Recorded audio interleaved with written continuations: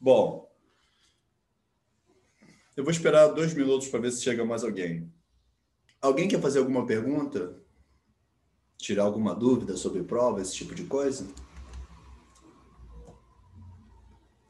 Então, a prova basicamente...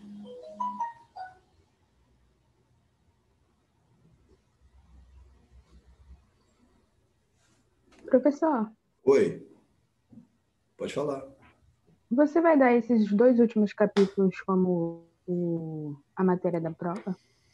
Provavelmente, entendeu? Tem esse capítulo, ainda tem o processo de urbanização brasileira, Meu né? Deus.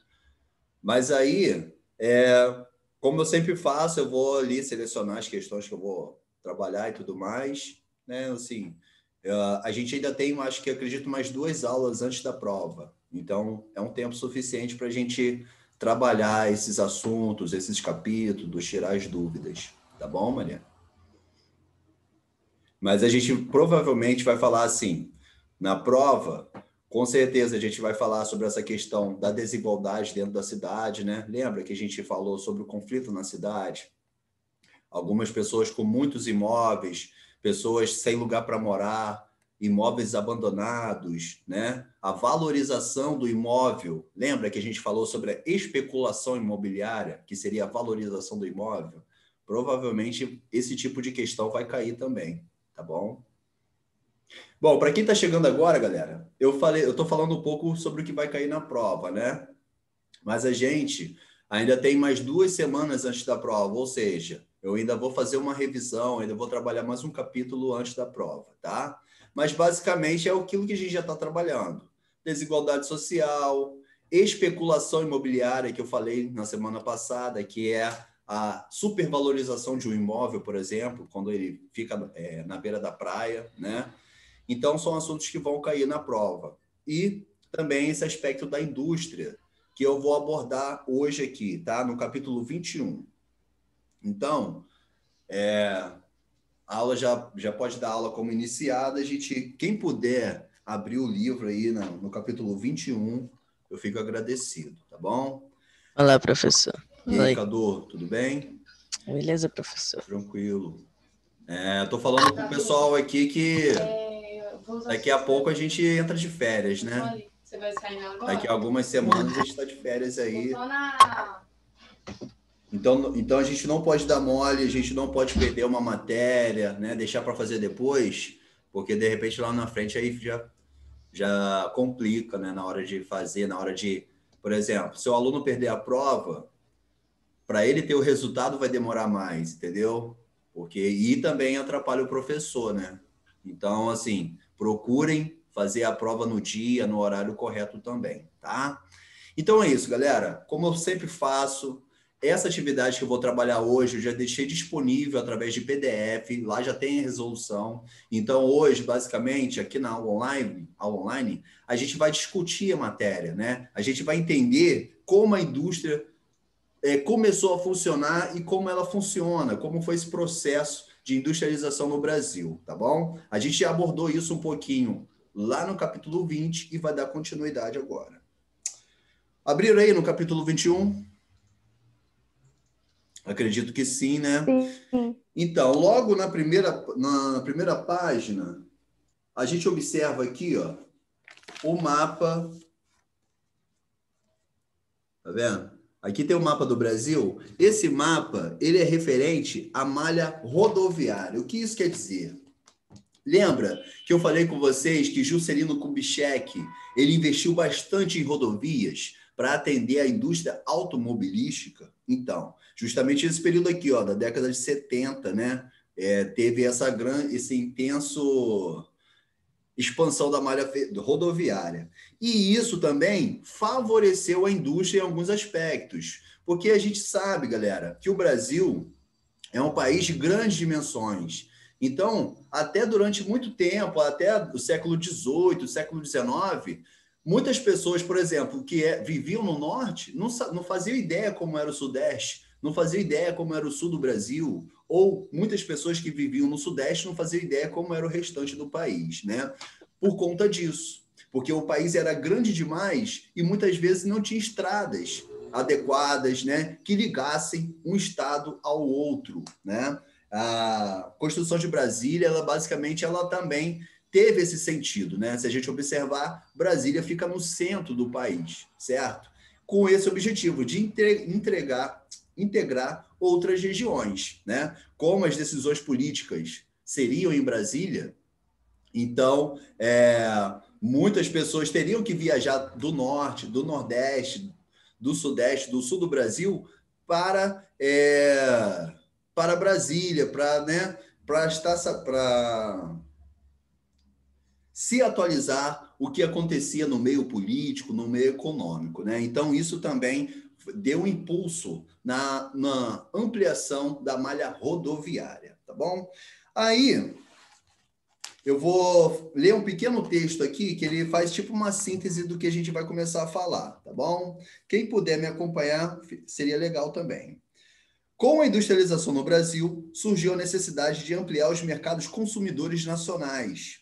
Entretanto, para que isso acontecesse, era preciso integrar o território brasileiro, ou seja, investir nos sistemas de transporte e comunicação, a fim de permitir maior conexão entre as cidades, né? Então, o que acontecia? Quando o Brasil era colônia, né, na época da escravidão, por exemplo, basicamente os produtos que eram produzidos no nosso país iam para a Europa, né? E assim, como não tinha, por exemplo, mão de obra assalariada, como muitas pessoas não recebiam salário, não tinha como comprar os produtos, como consumir, né? Com a abolição da escravatura, com o surgimento do trabalho assalariado, há aí uma nova possibilidade de mercado. Como assim? O país, né, até mesmo por conta da crise de 29, que os países ficaram com a economia instável, Estados Unidos e os países da Europa, o Brasil ele se voltou para o mercado nacional. Como assim? Começou a investir na indústria, como a gente falou no outro capítulo, né? Usou aquele capital gerado pelo café para investir em indústrias. E, a partir do momento que existem vários tipos de produtos, sabonete, roupas, calçados, bolsas, né? E entre outros, então, assim, tinha que vender aquele produto. Então, há aí uma intensa movimentação no território brasileiro, tanto para construir estradas, para que esses produtos chegassem nos locais mais distantes do país, tanto também com né, a inserção daquelas pessoas que muitas vezes saíam da fazenda, não tinham onde trabalhar. O que eles fizeram? Eles foram para as cidades para trabalhar nas fábricas, nas indústrias, né? Então, a indústria ela tem uma grande importância, principalmente no nosso país, entre a década de 30, 40 até a década de 80, que a gente vai chegar lá, é onde também há uma desconcentração da indústria, há uma queda também na atividade industrial. Tá bom, galera? Aí, ainda nesse texto, diante disso, impulsionado pela vida de grandes montadoras multinacionais que se instalaram no país a partir da década de 50, o sistema de transporte rodoviário foi priorizado. Foi o que eu falei lá no início, né? Cada vez mais, as rodovias tornavam-se indispensáveis para o desenvolvimento nacional, já que a circulação de pessoas, matérias-primas e mercadorias passou a depender essencialmente delas, né? Aí, aqui está falando, ontem tinha até uma informação importante que eu dei em outra turma, que 61% da população brasileira utiliza o automóvel, né? Que é o transporte que usa as rodovias. Engraçado que nos Estados Unidos, que é um lugar conhecido pela paixão pelos carros, né? Isso é retratado nos filmes e tudo mais, lá eles utilizam em carros, em automóveis, em torno de 36%, né? Ou seja, o americano, que, né, possui mais, muitas vezes cada família possui 2, 3 carros na garagem, utiliza menos os carros, eles utilizam mais o quê? Os trens, tá? As ferrovias, o sistema de trem e metrô lá nos Estados Unidos. Então, é o seguinte, isso mostra que o Brasil, ele abandonou outros meios de transporte também, tá? Eu não vou me aprofundar nesse assunto, mas mostra como a gente é dependente das rodovias e do automóvel, né? A expansão da malha rodoviária ao longo dos anos como pode ser observado na comparação dos mapas apresentados, reflete aspectos fundamentais da territorialidade característica da industrialização brasileira, né? Ou seja, é importante a gente entender também que aonde existe uma malha rodoviária mais preparada, adequada para o transporte, entre outras coisas, se concentra basicamente aqui próximo do litoral, né? No litoral nordestino, do sudeste e do sul do Brasil. Em muitos locais, ainda temos estradas de péssimas qualidades, até mesmo dentro dos municípios não tem uma malha rodoviária tão boa assim. Tá bom, galera? É importante eu falar sobre isso, sobre transporte, porque não tem como a gente falar de indústria sem pensar na locomoção tanto da matéria-prima quanto do produto final, né? Então, galera, o interessante da geografia é isso, porque não tem como você falar de um assunto separado do outro.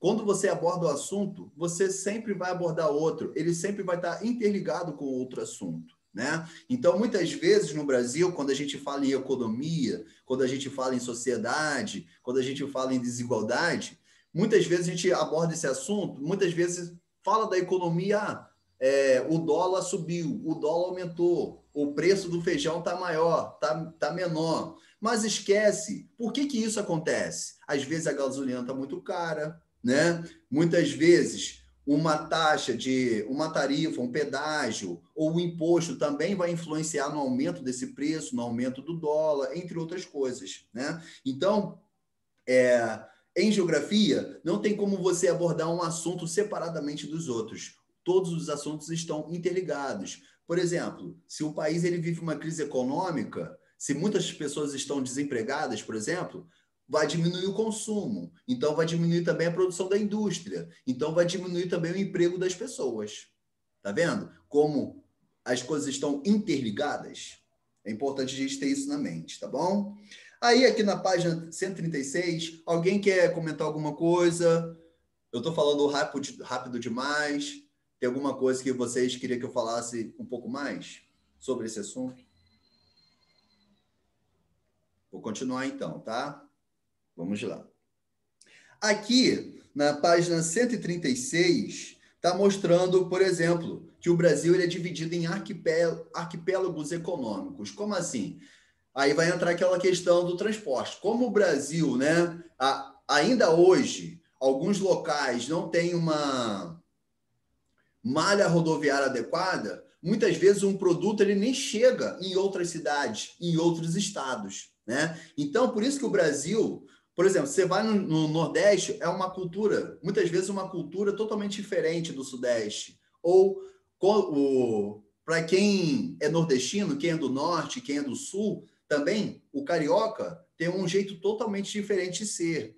Mas por conta disso, durante muito tempo, esses povos, essas regiões ficaram isoladas umas das outras, né? Basicamente, o que a gente conhecia do Nordeste era o que via na televisão ou um determinado produto. Mas, ao longo do tempo, tá? Isso daqui está falando, esse Brasil dividido em arquipélago econômico, ele retrata o período do século XIX. Tá? E ao longo do tempo, com a melhoria dos transportes, das telecomunicações, é muito importante a gente frisar isso também, tá, galera? O avanço da telecomunicação, né? O surgimento do telefone, aí depois do celular, aí depois a possibilidade de você fazer compras, você falar por mensagem, né? Porque antigamente era carta, então a carta demorava a chegar. Se fosse, por exemplo, no norte, no nordeste brasileiro, a carta ia demorar uma semana, 2, quem sabe até um mês, né? E agora não. Agora, o cara, ele chega, um lojista do Rio de Janeiro, ele fala assim, olha, eu quero uma quantidade X dessa mercadoria. Ele vai mandar a mensagem, vai chegar instantaneamente no local e, ao mesmo tempo, eles já vão lá processar o pagamento e já vão enviar o produto. Agora, antigamente, não. Você, através... Às vezes, você tinha que deixar um recado à secretária eletrônica, você ligava, mas muitas vezes o pessoal não estava ali para atender na hora. Ou seja, a dificuldade era muito maior em termos de comunicação. Tá bom, galera? Então, as comunicações também auxiliam nesse mercado, né?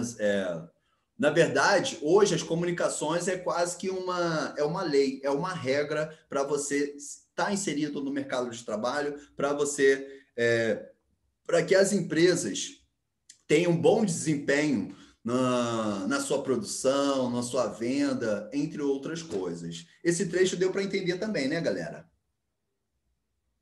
Né? Então, o Brasil, há um tempo atrás, era isolado economicamente. Por exemplo, tinha ali a economia do norte do país, basicamente, extração de madeira, extração do látex, né? Aí, quando a gente vai para o Nordeste, a gente vê uma presença maior da produção de cana-de-açúcar, de algodão.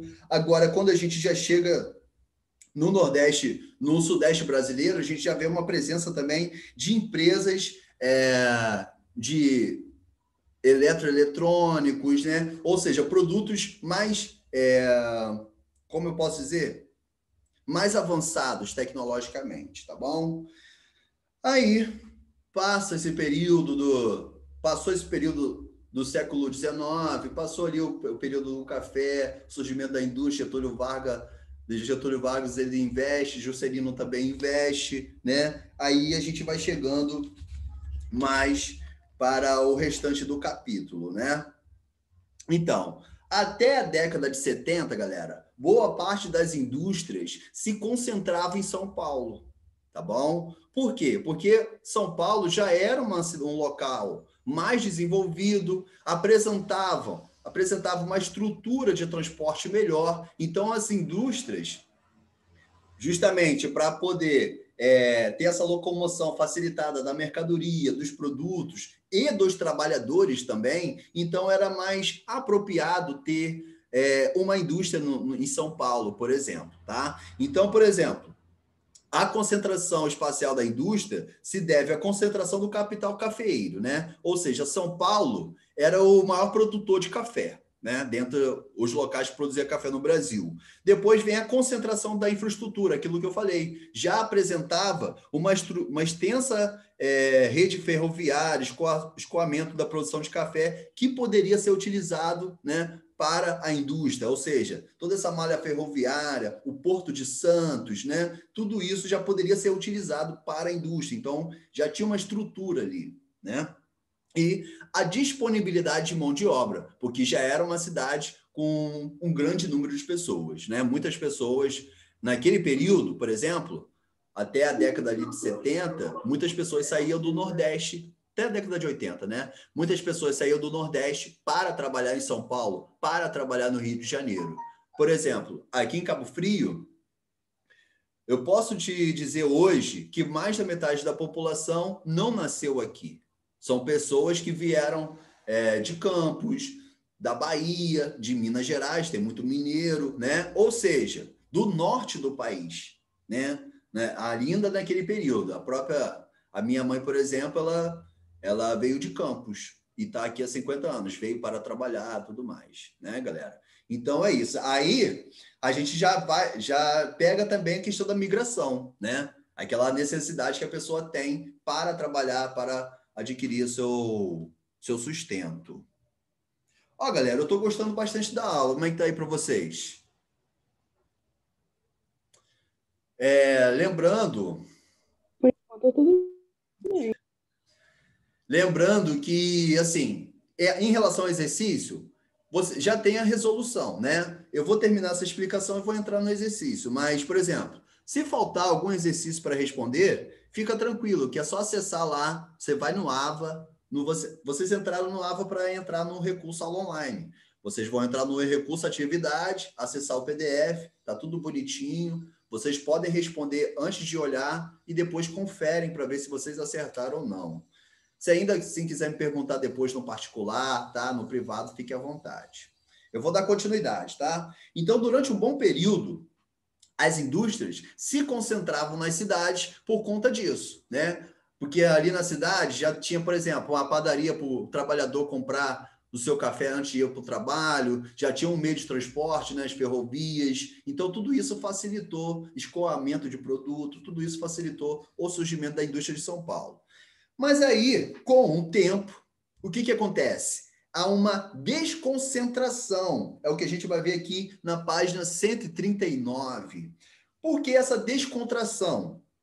Desconcentração, me desculpe, a partir da década de 70. Porque ao longo do tempo, lembra da especulação imobiliária, em que hoje, por exemplo, para você comprar um terreno no centro do Rio de Janeiro, no centro de no centro de qualquer cidade, é muito caro, né? Por conta disso, porque ele tem a farmácia, tem um hospital, tem a escola, tem a universidade, tem teatro, ou seja, está tudo perto. Então, tudo isso favorece ao aumento do imóvel, né? Esse ponto vocês já entenderam, com certeza, beleza? Não seria diferente na indústria, né? As indústrias, os industriais começaram a ir para outros locais. Primeiro, o sistema de transporte havia melhorado em relação à conexão Rio de Janeiro-Nordeste, né, ao Cerrado brasileiro, ao Centro-Oeste brasileiro, ao Norte. Então, a malha rodoviária melhorou, possibilitando o transporte, beleza? Outro ponto também, as telecomunicações, né? O cara, por exemplo, antes, o dono ele tinha que estar ali na empresa para ele passar as ordens, para ele falar assim, olha, isso aqui não está legal, tem que ser assim, faz daquele jeito, né? E hoje não. Hoje o cara ele está na casa dele, ele pode estar na praia, mas através do smartphone ele está monitorando os funcionários por conta das câmeras, né? Ele está sabendo o que está acontecendo no grupo de WhatsApp da empresa, entendeu? Então, mesmo hoje, mesmo o dono estando fora, né, da empresa, da indústria, ele consegue acompanhar o processo. Então, tudo isso facilitou para o deslocamento dessas empresas. Houve o quê? Uma desconcentração espacial da indústria a partir da década de 70. Entenderam esse trecho, galera? É muito importante. Entenderam, né?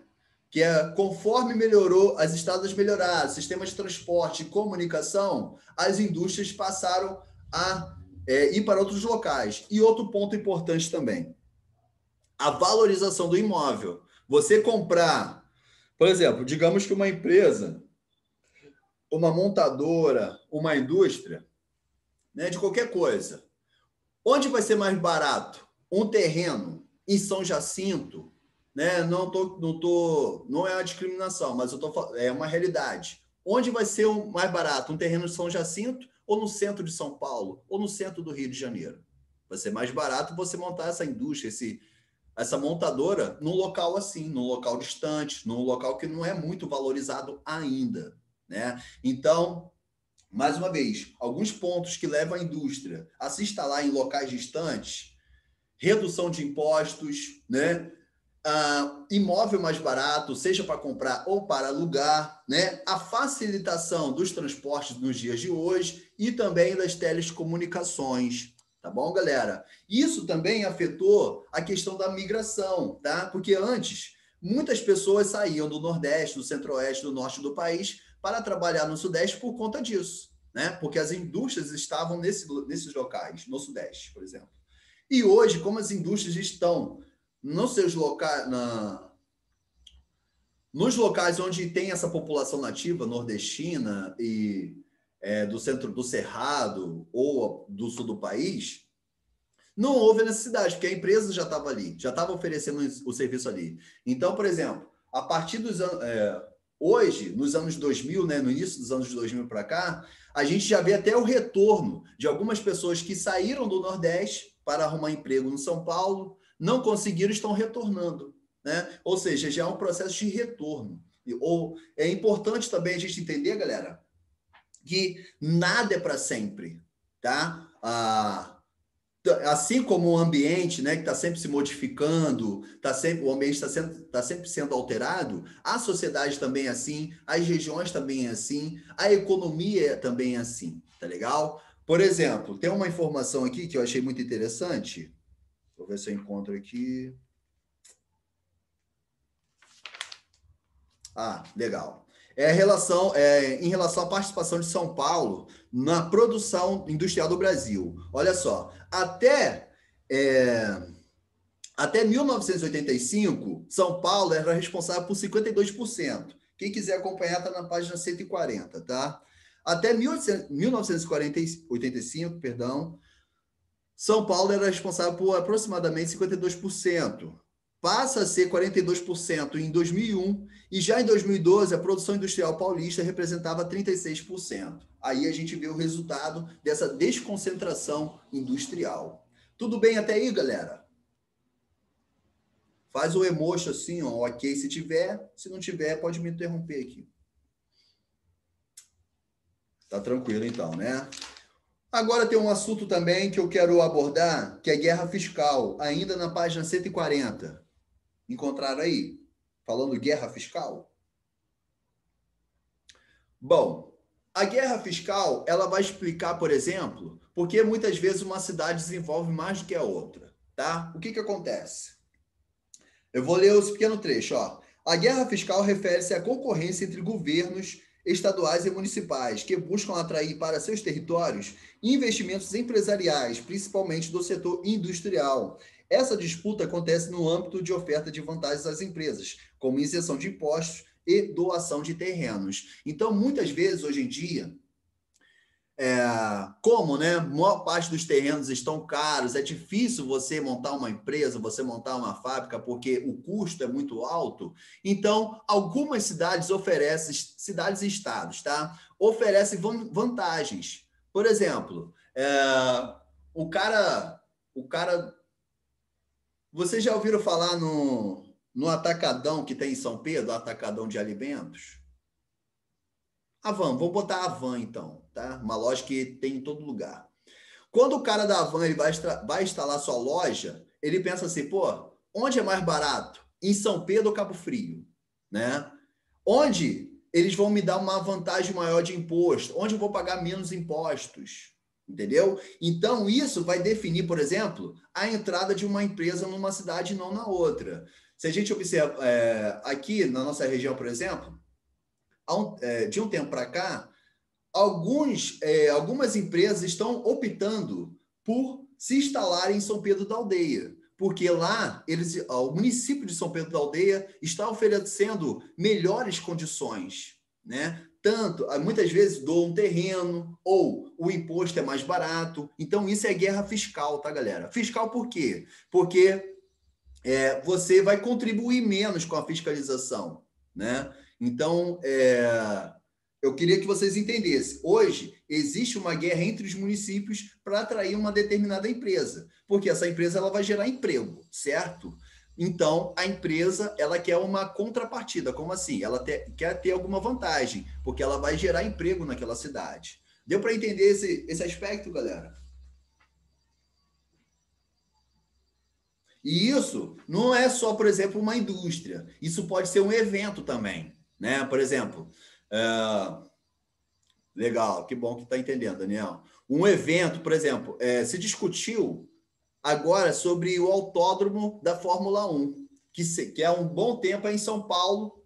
Aí, esse ano, né, como não tinha renovado o contrato, eles estavam decidindo onde seria o novo autódromo, né? Onde seria esse evento.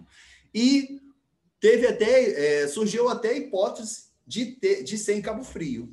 Mas no fim das contas, o que aconteceu? São Paulo já tinha pista, já tinha toda a estrutura, a logística, hotéis, restaurantes, pousadas. Então, o evento optou por continuar em São Paulo. Entendeu, galera? Então, guerra fiscal é isso. É quando uma cidade, um estado oferece maiores benefícios para a instalação de uma empresa, de um grupo empresarial, né, para a realização de eventos, ou seja, em vários aspectos. Entendeu esse pedaço, galera? Esse pedaço é importante para a gente entender por que algumas cidades às vezes não desenvolvem. Porque o empresário ele não se sente seguro em trabalhar naquela área. Que bom, Daniel, que você está entendendo. Legal. Tudo bem, né? Até mesmo, por exemplo, esquemas de corrupção, tudo isso queima a imagem da cidade. Então, o empresário ele não vai querer, né, associar a imagem dele com uma cidade corrupta que esteja passando por esse tipo de problema. Beleza? Vamos lá. Aí, por fim, aqui, fala sobre a crise da água, né, que pode impactar as indústrias em São Paulo. Exatamente, né, galera? A água, eu tenho discutido o assunto da água no sexto ano, e é um assunto, como eu falei para eles, é um assunto que ele é importante não só na matéria de geografia, ele é importante na sociedade, né? Porque, como a gente estava falando Do total da água do mundo, 2,5% é água potável. Ou seja, a gente não tem uma grande quantidade de água à vontade para todos, para a gente desperdiçar, para a gente, por exemplo, as indústrias, muitas vezes, foram grandes causadoras de poluição das águas, contaminação. Então, ainda tem esse aspecto preocupante. Quando você vai instalar uma indústria, hoje se pensa muito na natureza. Como essa indústria respeita a natureza? Se essa indústria está dentro das normas ambientais. Bom, galera, querem comentar alguma coisa? Não, professor, tô de boa. Que bom, que bom.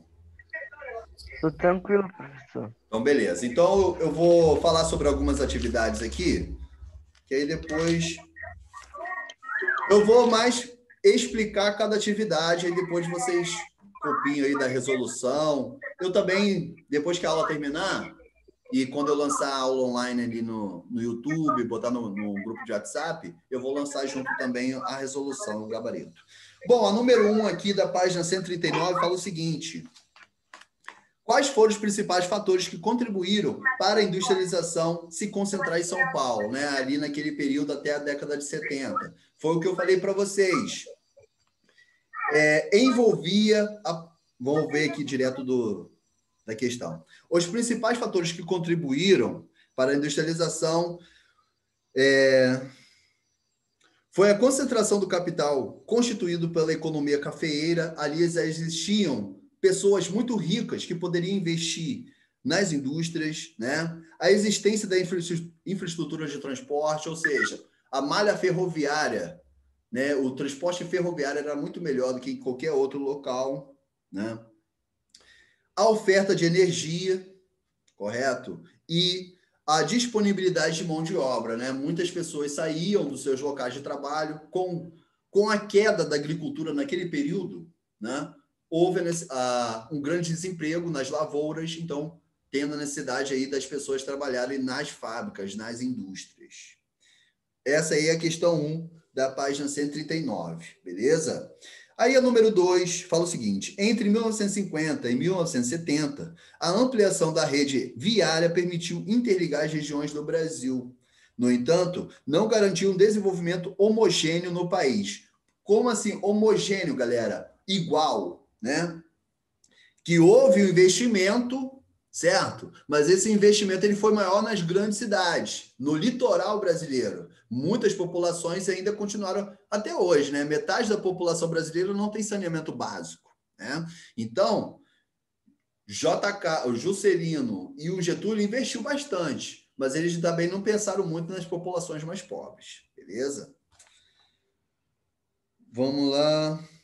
Que características econômicas reforçam as diferenças regionais do território brasileiro? Então, fala o seguinte: a ampliação da rede viária acentuou as diferenças de desenvolvimento entre o Sudeste e as demais regiões do país. Isso ocorreu porque as regiões não industrializadas se estabeleceram como fornecedoras de matérias-primas e produtos agropecuários, além de se firmarem como mercado consumidor dos produtos fabricados no Nordeste, que passou a intensificar a atividade industrial. Então, o interior do Brasil, basicamente, ele era voltado para o quê? Para a produção agrícola, né? Então, não houve aquela preocupação, muitas vezes, em investir em algumas áreas rurais por conta disso, porque a cidade ela ainda precisava de alimentos, ela ainda precisava da matéria-prima. Então, houve aí esse abandono do interior do Brasil, tá bom? Só alguns detalhes, galera, que ajudam a gente a entender melhor por que o nosso país, e muitas vezes, numa mesma cidade, tem tanta riqueza, algumas pessoas vivem tão bem, né? E outras não, ou um estado é mais desenvolvido que outro, por conta disso, porque ao longo do tempo, alguns locais foram privilegiados, alguns grupos, algumas pessoas foram mais privilegiadas do que as outras, tá bom? Vamos lá. Tem uma questão aqui também. Enquanto tiver tempo, a gente vai falando, né? A aula já deve estar acabando agora. Bom, vamos ver aqui. A1 da página 142. Explique por que a guerra fiscal pode ser caracterizada como uma disputa territorial entre governos estaduais e municipais. Bom, na busca por atrair empresas industriais para os seus territórios, os governos de estados e de municípios têm empreendido uma acirrada disputa que compreende a oferta de vantagens operacionais às empresas, como isenção de impostos e doação de terrenos. Basicamente aquilo que eu falei, tá? Hoje, para a empresa se instalar em alguma cidade, em algum estado, ela quer saber o que ela vai ganhar com isso. Eu vou ganhar isenção de impostos? O terreno vai ser mais barato? Né? Vocês vão doar o terreno para mim? Então, tudo isso vai contar na hora da instalação dessa empresa. Galera, o restante eu vou deixar para que vocês façam com o gabarito, tá? Aí vocês vão ler, vão estudar mais um pouquinho, pode olhar essa aula novamente.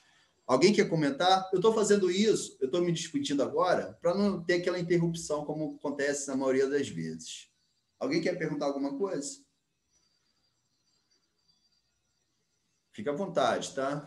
Não, tranquilo. Que bom, né? Então é isso, pessoal. Na próxima semana, a gente vem com o último... aula, professor. Oi?